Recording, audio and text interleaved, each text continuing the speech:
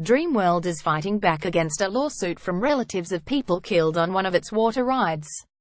A year after the accident that claimed 4 lives, the amusement park's owners, Ardent Leisure, are refusing to admit liability for the suffering of families of 2 of the victims, Canberra mother Kate Goodchild, 32, and her brother Luke Dorset, 35.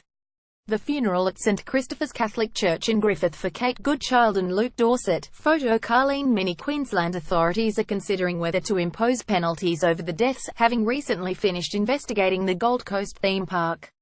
Ms Goodchild, Mr Dorset, his partner Ruzi Aragi, 38 and Sydney mother Cindy Lowe, 42, were killed on October 25 last year when the iconic Thunder River Rapids ride malfunctioned. 3 of the Dreamworld victims' partners Ruzi Aragi and Luke Dorset and Luke's sister Kate Goodchild, all Canberrans. Photo Facebook. Miraculously, Ms Goodchild's 12-year-old daughter Ebony survived when she was thrown clear.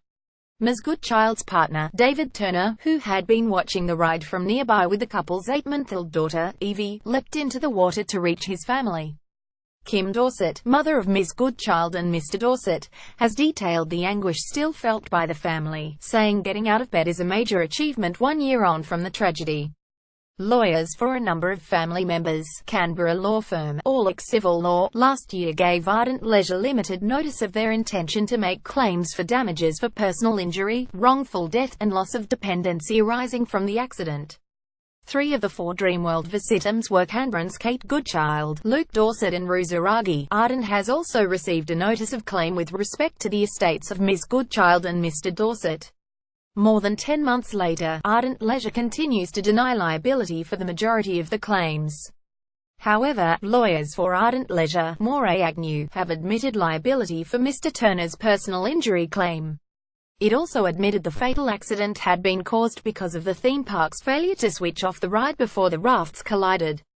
Dreamworld's denial could mean the still grieving family would be forced to fight the matter in court to prove liability and obtain compensation. Ardent Leisure declined to discuss the legal proceedings.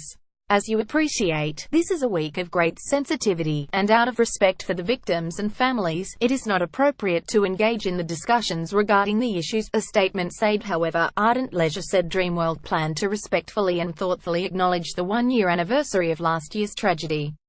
Ardent Leisure said it would hold a private staff service, presided over by a local pastor, and an Aboriginal smoking ceremony to mark the anniversary. Ardent Leisure Chairman Gary Weiss, members of the board, and Dreamworld management and staff are expected to attend the service. First and foremost, our hearts and thoughts remain with the families and all those affected by the tragedy during this very difficult period. The statement cited out of respect for the privacy of the families and their own private arrangements during this period. This will be a private service for staff. We ask that this is respected. The Queensland Safety Watchdog and police have both completed investigations into the fatal accident.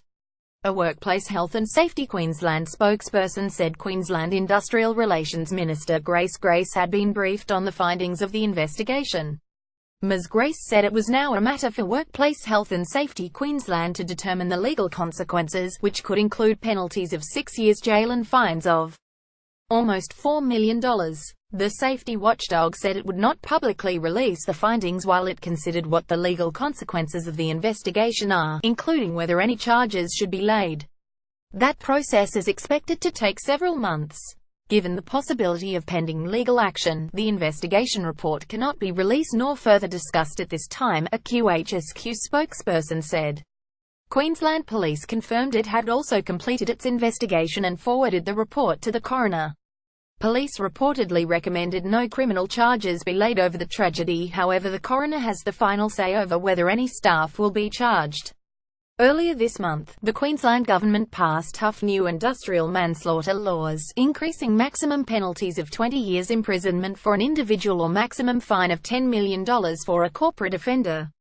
The laws are not retrospective, so will not apply to the Dreamworld disaster. The inquest is expected to be held next year.